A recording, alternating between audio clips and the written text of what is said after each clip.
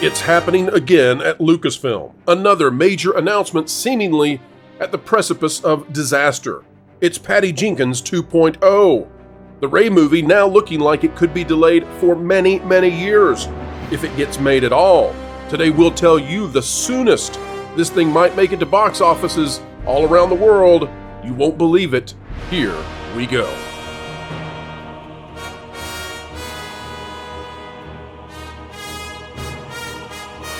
Out of worldofreal.com, it says Star Wars The New Jedi Order now on hold at Lucasfilm. And this is by Jordan Ruamy. We'll get into what I'm hearing in just a moment. It says, back in June, there were some rumors spreading that Lucasfilm's Rey movie, potentially titled New Jedi Order, was going to be shooting in September. Now, we have never said it's going to happen. I don't know why that was a rumor. There's been no evidence ever that they had any kind of location for that, so I don't know where that came from. But anyway, this author says that he shot down those rumors by simply saying, no chance. Daniel Rickman is now reporting. Daniel Rickman, who I think has like a 60% accuracy rating, somewhere around there. So much better than the 50% that you could get just by guessing, is now reporting what this author apparently has been saying all along. Forget about it. The film has, well, now wait a minute. If it was going to be shooting in September and you're shooting it down on September 23rd or 22nd or whenever this article came out, really? You're kind of shooting a fish in a barrel at that point. I'm being too rude. Anyway, the earliest it would shoot is in 2025. This author's skeptical about it. Says, in fact, I think the entire project will just get scrapped. What I can say is that Stephen Knight has been trying to crack the script now for well over a year. The final draft still hasn't been submitted to Lucasfilm. Knight, who's about to shoot his Peaky Blinders movie, has written a total of 4 drafts, with Lucasfilm's Kathleen Kennedy continuously giving him notes on how to improve the story. She said these issues with Knight come only 2 years after development on the film started, and various drafts had circulated, with different writers, including Damon Lindelof, that's not really how you pronounce his name, and Justin Britt Gibson taking a crack at it, before both eventually exited the project due to creative differences. There's also another issue. Disney might be second-guessing the entire nature of the project. Will they or won't they allow this film to move forward? Do we really need another Rey movie? Plot details have been kept fairly hush-hush, but based on what I've heard, the film would focus on Rey's tutelage at an academy of up-and-coming Jedis. What a guess. Jedi New Order? Good job there. Part of Rey's attempt to build a new Jedi Order. Oh, wait, that's the title. Guys, I'm being a little bit more cynical than usual. Maybe it's the evening air, but I will say this. You can boil this whole problem down to one simple thing. Money. If Disney puts out a Rey movie and it does a $200 million flop, if it pulls a Marvel's, it will be a much bigger problem for that franchise, and it will indicate to investors the problem they have, whereas Marvel was able to absorb that a little bit because of Marvel's successes. When you've been hibernating and dormant for years, and you only have a Mandalorian movie in the works, then if the other film you have is Rey and it's headed for a disaster, what do? Delay. And so what I'm hearing right now is 2028 is as soon as you might see the Rey movie, and that seems to me to be accurate because we still don't have a script. And oh, by the way, Stephen Knight, if he stays on to do the script, he's not just doing the Peaky Blinders stuff, he is starting brand new studios. So he's going to be busy. And if you don't use him, then you got to get somebody brand new and bring them in and start reworking, retooling, and doing a whole new script. I don't think the Rey movie is coming out until at least 2028. I think it's a huge risk for Disney to bring it out. And personally, I think they might just send this straight to Disney Plus and have it be another Agatha or Peter Pan and Wendy. Panel, what say you? Starting with Andre. Yeah, I am inclined to agree with that. I'm not sure that this movie is going to happen at all. I think that there are some people that are fighting for it because they have like a personal stake in the sequel trilogy and it's important to their legacy and what have you not. While others realize that the Star Wars brand is so damaged that the only thing that a Rey movie can do is finish it all once and for all. So I think that no decision has been made, but that it's just being delayed. That's the first step in it not happening at all. So I'm not sure that this movie is going to happen even in 2028, or who knows what the Disney company looks like in a year from now or 2 years from now. And just keep pushing the thing forward until it's someone else's problem. At some point, it is going to be someone else who's in there that has no stake in Rey or the sequel trilogy. And at that point, they might be better served with doing something else, trying to fix the brand rather than continue the damage. Because we are still talking about a Rey movie that will just further enhance and canonize the sequel trilogy, even more than it already is. Directed by Sharmeen Obaid-Chinoy. We haven't heard anything about her leaving, have we? So you have this ultra-feminist. That's not going to work out very well. So yeah, I'm not optimistic on this movie's behalf at all. That's my thoughts. I'd be surprised if this actually happens. And the earlier it happens, the more surprised I'll be, if that makes sense.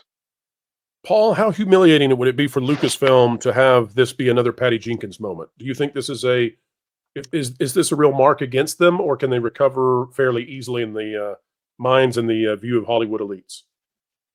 Wow, Lucas is a mess. So I think there's, how can I say it? Even an organization that is in disarray could very well point to a powerful IP that they have and then hang their, throw the, gamble on that one IP. Like, DC has any number of Batman, Superman. I mean, even Marvel, even if you just compare to Marvel, if Marvel's in trouble, they could very well decide to, we're going to resurrect Iron Man. And then that's going to, at least we've got some coinage that we can use. These Star Wars is nothing. And unfortunately, Daisy Ridley, as much as I like her as an actress, Rey is just not that IP that's going to be able to attract an audience in of itself. Not that they can't make a good movie, but as management, I'd be really afraid of this property right now. I wouldn't want to be going forward with it. It has too much potential to fail. Oh, absolutely. And you can measure that enthusiasm with the recent D23 Entertainment Showcase that just took place last month. Lucasfilm did have a segment in that, and they talked about Skeleton Crew, they talked about Andor Season 2, and they talked about the Mandalorian Grogu film. No mention at all of this film. I think that really speaks to maybe the sentiments going on within Disney management right now. We had a big Star Wars Celebration showcase that you just showed, Pro, talking about this Rey movie and how they were so excited, but you didn't even have Sharmeen Obaid-Chinoy attend the entertainment showcase. You didn't even have Kathleen Kennedy attend the entertainment showcase, which was very interesting. That's for sure. But look, it's not to say that Rey doesn't have her fans. She obviously clearly does. But right now, Star Wars needs a real infusion of kind of that male fan base that kept it alive for so long, and she doesn't really move the needle when it comes to that. So I agree with Cheeto here. I could see the trepidation when it comes to a movie like this. I'll also throw out here that maybe she wasn't at Star Wars Celebration, or at D23, because she was coaching this Stephen Knight guy, who wouldn't accept notes from the executive producer of An American Tale, 5 Goes West. Yeah, Sorry, Paul, go ahead. I was going to say, again, if you're an executive and you're going to go, I'm going to resurrect this thing, what puzzle pieces do I have that are going to be instantly from a premise point of view of interest to an audience? And again, I go back to the Marvel thing. If Marvel executive came back and said, we're going to do an Iron Man, we're going to do a Captain America, we're going to do a T'Challa, immediately there's some interest. And then the rule is don't screw it up, right? But in terms of Star Wars, there's only two. I'm going to do a Luke Skywalker movie, Mandalorian movie. Those are the two irons that they have in the fire that are of any value. I'm sorry, the Rey property is not. Notwithstanding the fact, what's funny is that those three movies were seen by, I don't know, 1 billion people or something, yet we're attributing no value to her ability to attract an audience, which is really weird in a lot of ways. Well, look, when you look at the sequel trilogy, I think it drew money based on being Star Wars and being a numbered Star Wars movie. Okay. And that is the thing that they all point to when you try to criticize the sequel trilogy is, but they made money. They made money. Isn't that all that matters? They made money. And did they though? But then diminishing returns with each one, which is the exact opposite that you want to see on a trilogy like this.